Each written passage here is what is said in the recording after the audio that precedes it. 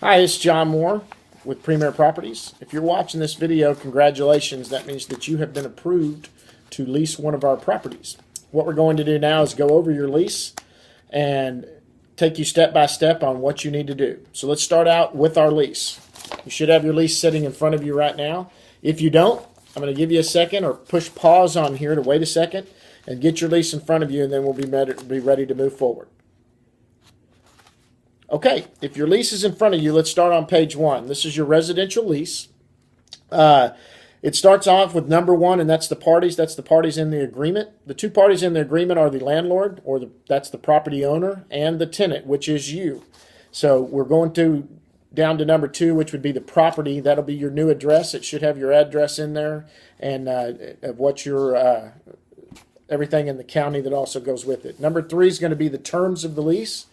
The commencement date is the day that you will move in. The expiration date will be the day that you move out. And notice that no matter what day of the month that you have moved in, it is always going to end. Your lease will always end on the last day of a month. It doesn't matter if you moved in on the 15th or the 7th or the 20th. Your lease is always going to end on the last day of the month. Okay? Automatic renewal and termination, that's section 4, and that's automatic. We do require a 30-day notice. If you'll notice down there, that's marked. So we do require a written 30-day notice. If your lease was to end on, say, January 31st, by January 1st of that year, you would need to give us a written 30-day notice. Going to page 2, let's go down to rent. Monthly rent. In that box there, it shows your monthly rent, and it shows you the date that it is due, and that should correspond with page 1 on the commencement date. So if you were moving in on February 7th, it should say February 7th there, and you would have to pay a full month's rent no matter what day you move in. You do have to pay a full month's rent. If you go down to line B, that's the prorated amount. If you were to move in on any day besides the first of a month, then you would have a prorated amount your second month. There's a calculation that we use. If you'll take your rent and you multiply it by 12 and then divide that by 365 days in a year, that would come up with your daily rent and how much your rent is per day. If you were to move in on, say, the 25th of a 30-day month, then you would have 5 days you live there. You would take 5, multiply it by that, and that would be your prorated amount that you would give us the second day. Part C there under rent is Premier Properties address. That's where we're located, and that's where all your rent will go. You will bring all your rent to there. Your method of payment is below that. Your security deposit and your first month's rent do have to be certified or cashier's funds. We do not take personal checks on that, so you would have to have a money order, certified check, or a cashier's check on that. Let's go to page 3. Late charges. All of our rent is due on the 1st. We do have a grace period. Our grace period is midnight on the 4th. So that means on the 5th it is late.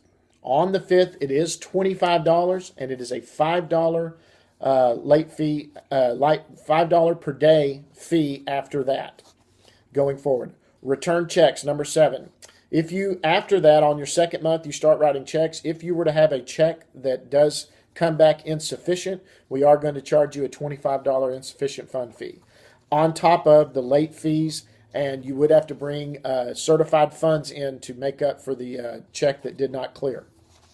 Number 9 goes down to your pets.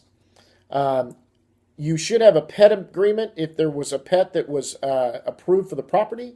This right here goes with any pet that is not on that. So if you were to have one dog, you would have a pet agreement that you'll see that you would go over on that. If you were to get another pet without permission, that applies to number 9. We could fine you $100 or $10 a day following that. That's page 3. Let's move on to page 4. Page 4, we're going into security deposit, number 10. Right there in part A, that should be the amount of your security deposit. That is your money. We do not, the owner does not get the money. That money will be held with us.